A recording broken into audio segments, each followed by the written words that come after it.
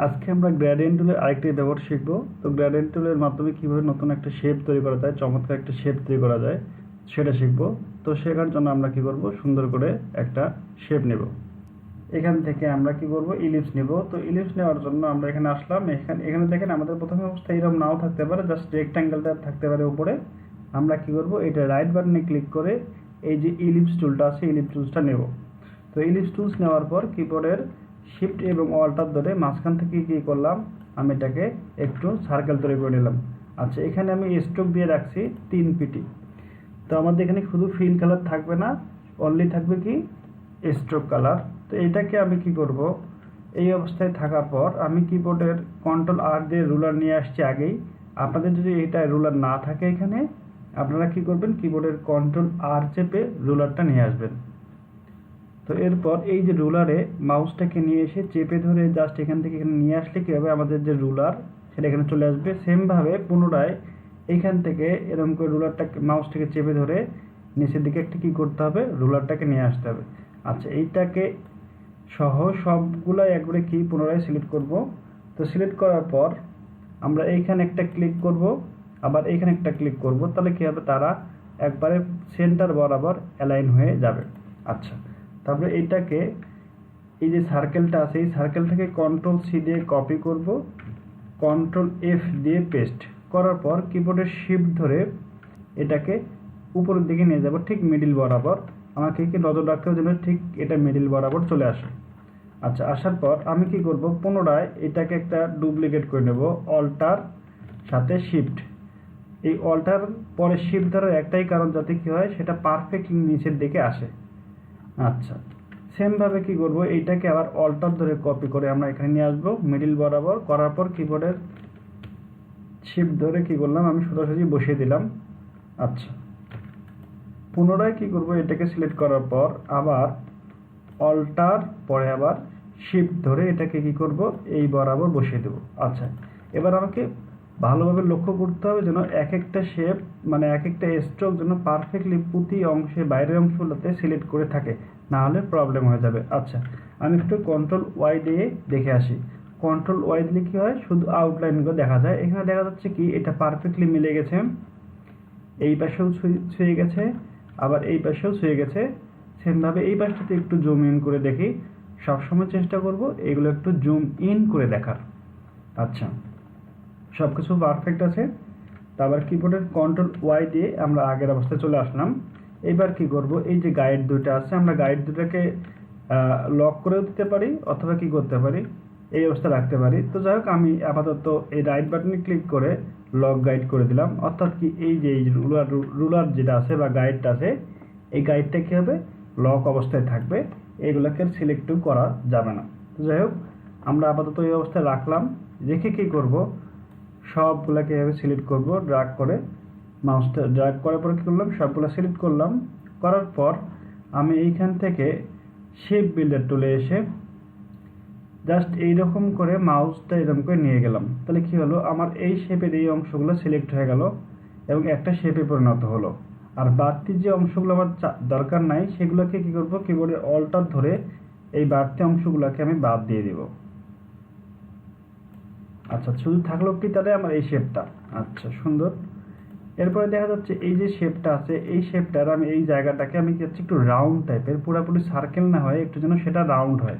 আচ্ছা, আমি এখানে একটা ক্লিক করলাম, করার পর যে এখানে একটা ক্লিক করি, ক্লিক করার পর জাস্ট একটু হালকা এরকম করে রাউন্ড করে দিলাম। এবার কি করব, এই অংশটাকে সিলেক্ট করে নেব। জাস্ট এটাকে সিলেক্ট করলাম সিলেকশন টুলে থাকা অবস্থায়। তারপর রুটেড টুলে এসে কিবোর্ডের অল্টার ক্লিক করব, এখানে এসে ঠিক এইখানে যে সেন্টারটা ছিল এখানে অল্টার ক্লিক করে একটা ক্লিক করলাম। তারপর এখানে 360/3 দিলাম, অথবা আপনারা সরাসরি 120 দিতে পারেন। জাস্ট প্রিভিউ মোড অন করে রাখবেন। করার পরে কপিতে ক্লিক করলে কী হবে, ওটার একটা ডুপ্লিকেট হবে। আচ্ছা, কিবোর্ডের কন্ট্রোল ডি দিলে পুনরায় সেটা একটা ডুপ্লিকেট হয়ে যাবে। তাহলে এইভাবে কি করতে হবে, আমরা একটা শেপ তৈরি করতে পারবো। তো আমরা আবার রুটেড টুলটা একটু পরে ব্যবহার করি, কন্ট্রোল জেড দিয়ে আমরা আগের অবস্থায় চলে আসি। আচ্ছা,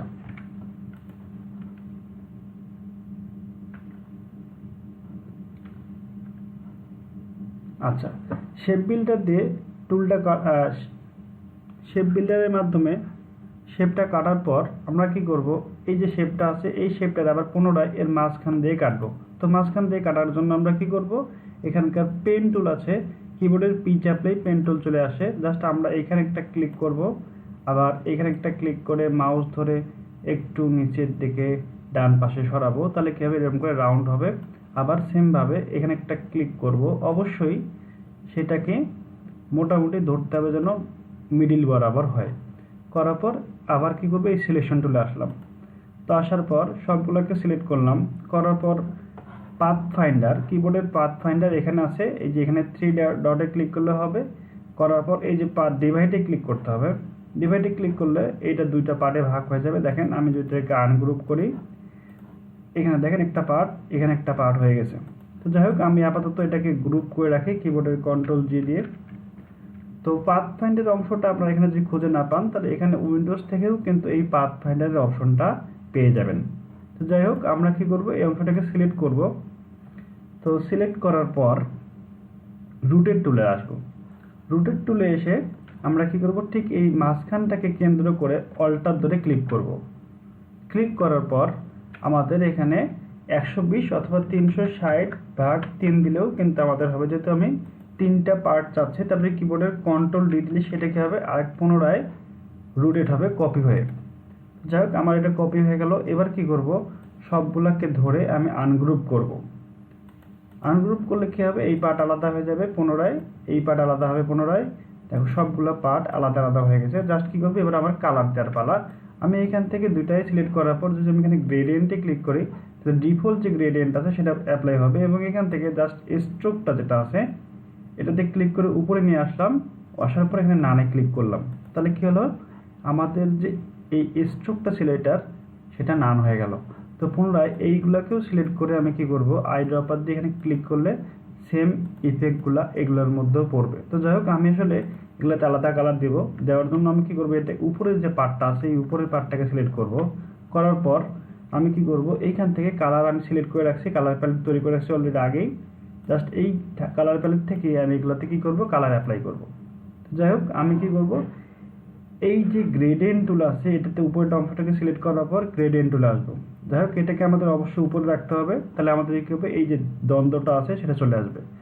জাস্ট গ্রেডিয়েন্ট টুলের থেকে কি করছি, এটাকে উপরে নিয়ে আসছি, এবং এইবার এখানে একটা ক্লিক করলে আমার যে পয়েন্টার আছে এই পয়েন্টারটা সিলেক্ট হবে। এখানে ডাবল ক্লিক করলে কি হবে, আমার এই যে আই ড্রপার আছে এই কালার পিকার অংশটা চলে আসবে। জাস্ট এখানে একটা ক্লিক করব, করার পর এই অংশে ক্লিক করলাম। তার মানে কি, এই অংশে ক্লিক করা মাত্রই সে এই অংশের কালারটা এই অংশে যুক্ত হয়ে গেছে। সেমভাবে আমি যদি এইটাতে ডাবল ক্লিক করি, করার পর এই যে আই ড্রপার টুল নিয়ে এখানে ক্লিক করি, তাহলে কি হবে, এই অংশের কালারটা এইখানে অ্যাপ্লাই হয়ে যাবে।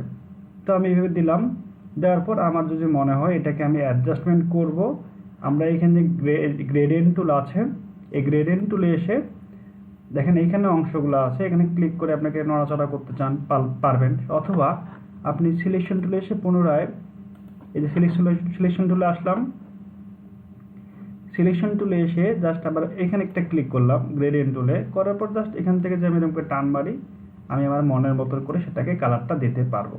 তো যাই হোক আমি আপাতত এই অংশের পার্টটা এইভাবে রাখতেছি, দিয়ে দিলাম। আবার কি করব, এই অংশের পার্টটাকে সেম গ্রেডিয়েন্টটা যদি আমি দিতে চাই, এখানে আই ড্রপার দিয়ে এখানে ক্লিক করলে সেটা হয়ে যাবে। কিন্তু আমি আসলে চাচ্ছিলাম এই যে গ্রেডিয়েন্টের কালার এটা আর এটা কি হবে, অপোজিট পাশে হবে। এজন্য আমি কি করব, এই অংশের কালারটাকে একটু আমি যদি উপর দিকে এরকম করে করি অথবা এরকম দিকে করি, সেটাও কিন্তু একটা 3D লুকের মতন চলে আসবে। সেম ভাবে কি করবো, বাকি অংশগুলো তো করবো। তো যাই হোক আমরা এটাতে আরেকটু মডিফাই করে নিই, মনে হয় ভালো লাগবে। জাস্ট এরকম করে দিলাম। সেম ভাবে এই অংশ যেটা আছে নিচের পার্টগুলো তো আমি কি করব, গ্রেডিয়েন্ট কালার তৈরি করব। তো গ্রেডিয়েন্ট কালার তৈরি করার জন্য জাস্ট এটাতে ক্লিক করলাম, করার পর এই যে গ্রেডিয়েন্ট টুল আছে গ্রেডিয়েন্ট টুলে ক্লিক করলে আবার এরকম অপশন আসছে পুনরায়, জাস্ট এখানে double click, eye dropper click, এখানে double click, eye dropper click. আচ্ছা আমার গ্রেডিয়েন্ট একটা তৈরি হয়ে গেল।